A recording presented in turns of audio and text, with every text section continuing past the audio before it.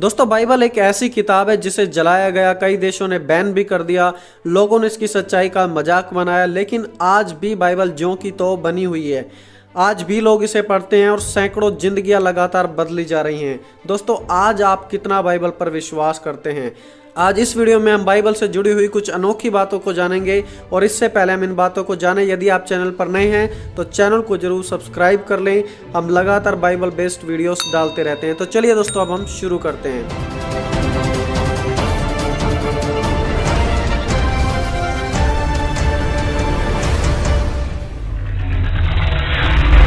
दोस्तों पहली बात, बाइबल इंसानियत के इतिहास में सबसे ज़्यादा बिकने वाली किताब है। पूरी बाइबल का अनुवाद करीब 670 भाषाओं में किया जा चुका है और यह नंबर लगातार बढ़ता ही जा रहा है। नए नियम को 1500 से ज़्यादा भाषाओं में ट्रांसलेट किया जा चुका है। यह इस संसार में बिकने वाली और सबसे ज़्यादा पढ़ी जाने वाली पवित्र किताब है। बाइबल के पास दुनिया की बेस्ट सेलिंग किताब का रिकॉर्ड भी है और दुनिया की कोई भी दूसरी किताब इसके आसपास के रिकॉर्ड में भी नहीं आती। गिनीज वर्ल्ड रिकॉर्ड के अनुसार बाइबल की अभी तक 5 बिलियन से ज़्यादा कॉपी बिक चुकी हैं और लगातार यह नंबर भी बढ़ता ही जा रहा है। बाइबल परमेश्वर की प्रेरणा से लिखी हुई है और इसीलिए आज भी लोगों के जीवन को बदल रही है। लिखा है, संपूर्ण पवित्र शास्त्र परमेश्वर की प्रेरणा से रचा गया है और उपदेश, समझाने और सुधारने और धार्मिकता की शिक्षा के लिए लाभदायक है।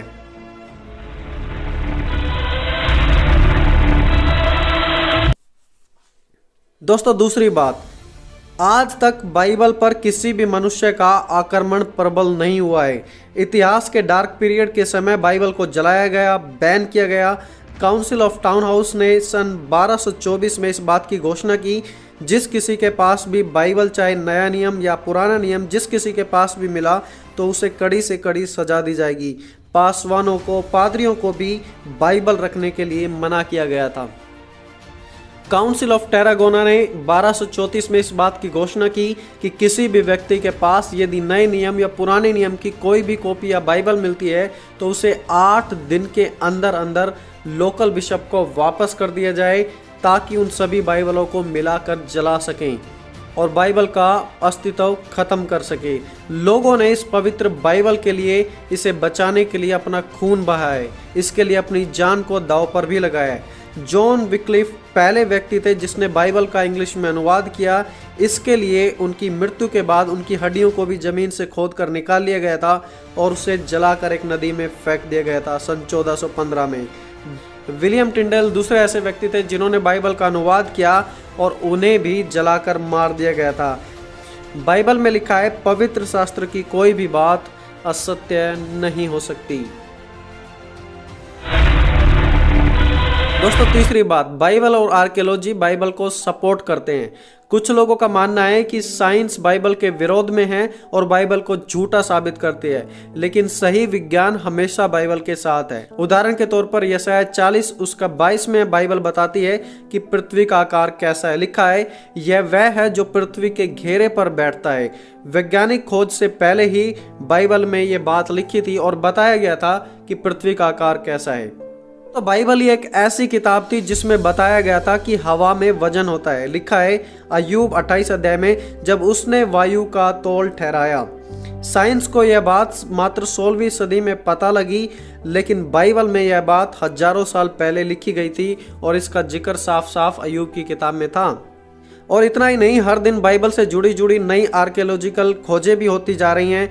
हमने 2 वीडियो अपने चैनल पे डाली हैं, सन 2019 की और 2020 की, जहां पे बाइबल से जुड़ी हुई बहुत सारी खोजों के बारे में बताया गया है। यदि आप उन वीडियोस को देखना चाहते हैं और अच्छे से समझने के लिए कि बाइबल और साइंस कैसे सपोर्ट करते हैं एक दूसरे को, तो आप ऊपर आई बटन से नीचे डिस्क्रिप्शन बॉक्स में लिंक से देख सकते हैं।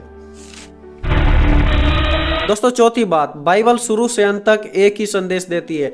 बाइबल को 1500 साल के समय काल में 40 लेखकों द्वारा, जो कि एक दूसरे को जानते भी नहीं थे, ऐसे व्यक्तियों के द्वारा लिखा गया था। इनमें से कुछ लेखक चरवाह थे, कुछ भविष्यवक्ता, कुछ राजा, कुछ डॉक्टर, लेकिन सभी लोगों की बातों को मिलाकर एक ही संदेश निकलता है, क्योंकि बाइबल के पीछे परमेश्वर है। लिखा है, कोई भी भविष्यवाणी मनुष्य की इच्छा से कभी नहीं हुई, पर भक्त जन पवित्र आत्मा के द्वारा उभारे जाकर परमेश्वर की ओर से बोलते थे।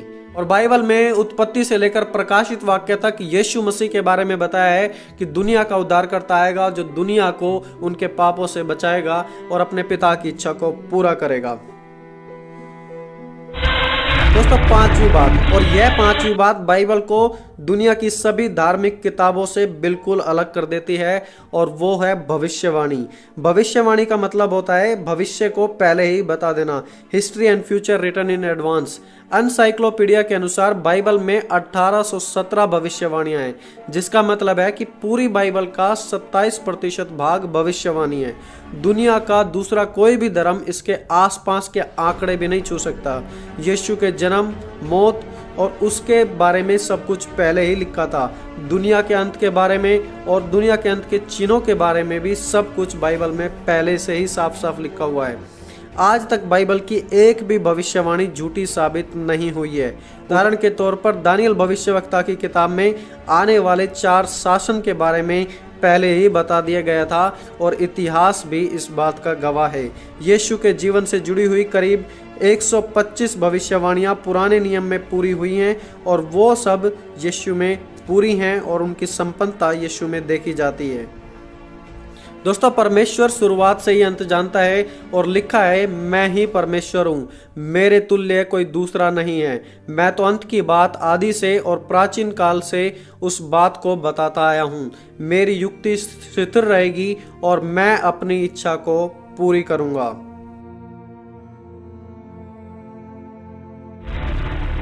दोस्तों, छठी बात, बाइबल आज भी लोगों का जीवन बदलती है।